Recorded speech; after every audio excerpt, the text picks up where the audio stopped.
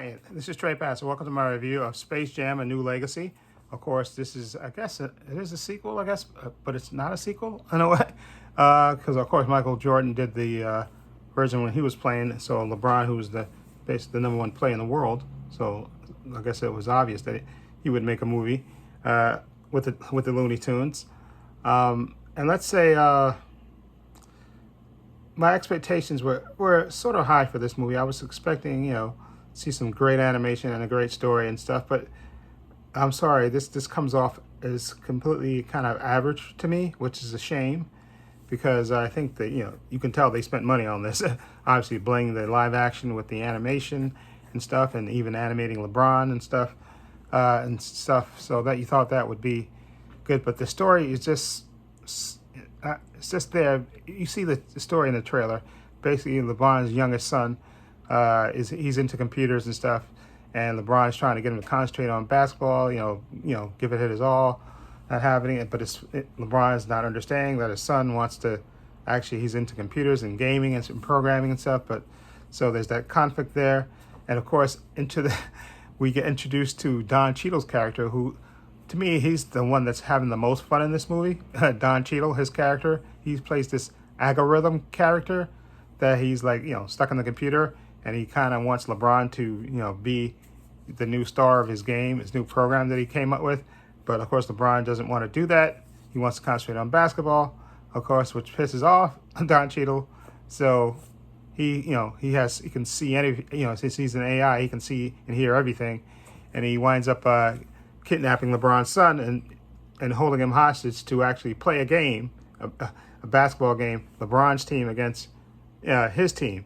Okay, and of course LeBron, meets Bugs Bunny, and he gets basically the Looney Tunes to fight or have a game battle against Don Cheadle's team. Now, like I said, it's nothing like you haven't seen before. Maybe I'm a little jaded because you've seen a lot of mix of, Roger Rabbit, I think, was the most famous one and that did it really well. So you've seen a mix of animation and animation and live action together. But I don't know, this story just didn't have that pizzazz that you expect this type of movie to have. Okay, and Bugs Bunny doesn't even really come off that great in this movie, which is really saying something because I'm a big fan of Bugs Bunny, and and I think this movie the story was just weak, and like I said, it's stuff you've seen before. Father doesn't, wants his son to do one thing, but his son wants to do a different thing, and then they have to come together, and father has to apologize for not understanding that his son wants to do this, and the son has to apologize for not letting his father know. This. I mean, you've seen it before, and you've seen it play out way before, and there's a lot of really corny Looney Tune jokes in this movie, and it's just, I'm sorry, this movie doesn't grab me. It doesn't have that oomph to me, like a movie like what's that movie with the movie with, I'm drawing a blank on the movie now. With John C. Reilly, I forgot the name of the movie. I'll say it over the video here because I can't think of it now. But you know how that movie was inventive? That movie had the nice mix of animation and all the different stars. And this movie has some of the famous Warner Brother characters in the movie, but they barely, they're in there, but they don't really, do much. It's basically like for show, and it's just, it doesn't ring true to me, this movie. It just doesn't have that pizzazz that you expect. And I expected a certain someone to have a cameo in this movie, but they didn't, which is kind of, which is weird, I guess, in a way. But maybe that would even made it better. I think the story could have been better. Okay, you got all these famous Looney Tune characters, and I know they cut out Pepe Le Pew, which I think was stupid anyway, because Pepe Le Pew, everybody understands that. I know, and you got to say, with the Me Too movement, you can't have a skunk going around. It's a cartoon, okay? Okay, it's a cartoon. Everybody knows that's not real life, okay? And you don't have to act that way in real life. So they should have kept the Pepe Le Pew stuff that they cut out in. And I know they changed Lola to make her less sexy, okay? But that didn't bother me at all. And I know Zendaya does the voice for Lola, okay? But again, even her character, there's a nice sequence with her in the beginning of the movie before they even start practicing. I thought it was really well done.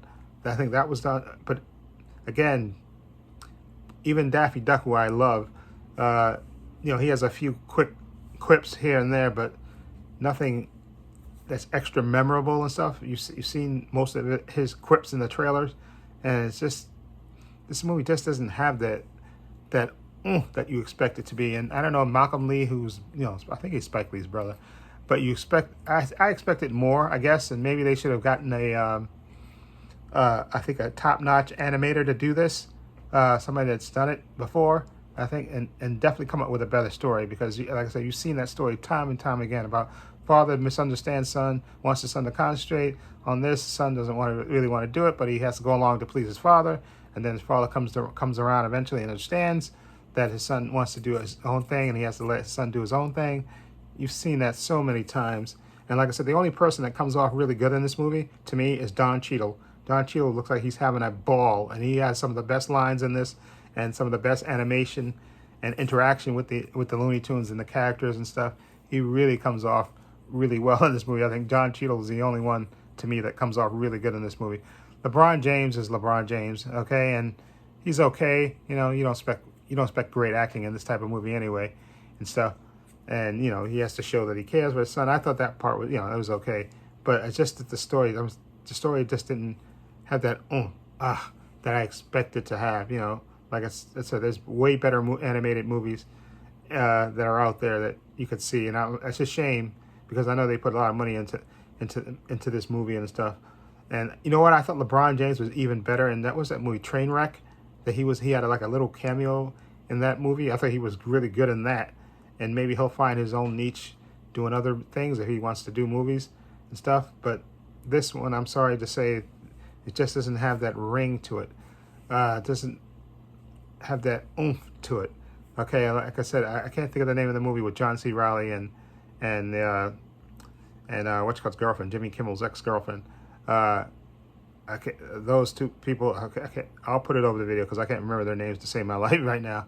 That movie was great. The original one and the sequel was great, and that's how you make an animated movie with a good story.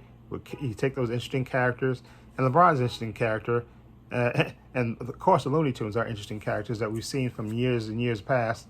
And it looks like they really didn't give them much to do, and what they did was extremely corny to me, in my opinion. So if I want to give this a rating, I'm going to give Space Jam: A New Legacy. I think this is less than the other movie. I think the one with Michael Jordan was even better. Okay, the people, like I said, Don Cheadle made a good villain, I think, so I have to give him that. And if it wasn't for him, this movie would, to me, probably have a lower rating if it wasn't for Don Cheadle, who looks like he's having a ball in this, and he gets his own team together to fight, I keep saying fight, to play basketball against LeBron's team of Looney Tune characters. Let me just say something. They try to make use of all the various Warner Brothers characters, and there was a few good things that they used in there, but again, the story was just cliche, and come on, you know how these movies, how this is gonna resolve itself, okay? And it would be nice if they would give it a little twist or something, and maybe even set it up potentially for a sequel with something different happening in the movie. That would have been a nice change, okay? But of course they didn't do that, which unfortunately. So I'm gonna give Space Jam: A New Legacy. I'm gonna give it a 6.8. It didn't wow me at all. I really expected more, I guess, from the story and stuff, and more with the Looney Tune characters. Like I said, you've seen most of the good jokes in the trailers, okay? I would just expected a little bit more out of this. I don't know why, because there's a really great a mix of animation and live action movies out there, and they're real good animated movies. And like I said, Pixar does the best with these animated movies. I think they do the really good job. And I would have definitely hired somebody if I was Warner Brothers. I guess maybe you can't hire them because in the contract, but I would have hired somebody from them to come up with the story, or hire somebody that you work with, Paul Dini, and the people that produce Batman the Animated. Those people who know how to do a good story, okay, with the budget for the animation. Come on, you get those people that have veterans that understand animation and stuff and how to do it right with a good story. They come up with a good story, and it would have made this movie a lot better. And it really is a shame that that they it didn't wow me like I expected it to. Anyway, 6.8 for me. Let me know what you think. If you've seen Space Jam: A New Legacy, what do you think of it? Feel free to leave comments down below. I have links to my social media in the description box, Facebook, Twitter, Instagram. Also have a link to my other channel, Pub Views and Opinions. Please check that out as well. Also have a link to my other channel. Pause me, I said again. Excuse me, I have a link to my Patreon channel. The link is below. And I also want to say a special thank you to my patron. His name will appear in this video somewhere. I want to say thank you to him for supporting me. I truly, truly appreciate it. And also I want to say, again, my patron is only $5 a month. I have tons of content on there. I have all of season 1 of Loki, WandaVision. I have The Boys season 2, Doom Patrol season 2. I have Mandalorian season 2. I have Zack Snyder's Justice League, all 4 parts. I have the finale of Falcon and the Winter Soldier on there. And starting in August, I'm going to start reviewing Stargirl season 2 and the Titans season 3. And I'm going to put up Stargirl season 1 this month before Stargirl season 2 debuts. And I'm going to pull down Doom Patrol season 2 because I think Titans is going to prepare now. And then after that, I think Doom Patrol is going to come after that. Okay, I'm not sure about that, but I think it is going to come that way because both of them are going to be on HBO Max. So anyway, let me know what you think. Feel free to leave comments down below. And this is Trey Pastor saying so long and take care.